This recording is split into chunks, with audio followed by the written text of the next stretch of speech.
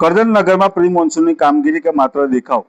ગટરો સાફ છતાં દર વર્ષે કેમ ભરાય છે પાણી? કરજણ નગરમાં ચોમાસા પૂર્વે પ્રી મોન્સૂન કામગીરીના નામે ગટરો સફાઈની કામગીરી શરૂ કરવામાં આવી છે. ગાંધીનગરથી લાવવામાં આવેલા આધુનિક જેટિંગ મશીન દ્વારા નગરની ગટરો સાફ કરવાની કામગીરી હાલમાં ચાલી રહી છે.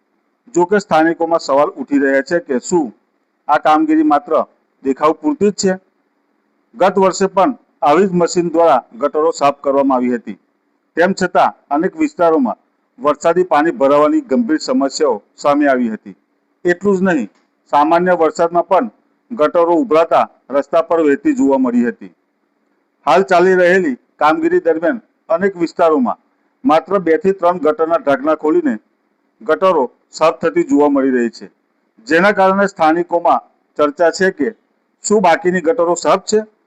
નગરજનોની માંગ છે કે પાલિકા માત્ર દેખાવ નહીં પરંતુ યોગ્ય દેખરેખ સાથે તમામ ગટરો અને વરસાદી પાણી નિકાલની લાઈનોની સંપૂર્ણ સફાઈ કરાવે, જેથી ચોમાસા દરમિયાન પાણી ભરાવા અને ગટર ઉભરાવાની સમસ્યામાંથી થોડાક અંશે નગરજનોને રાહત મળે.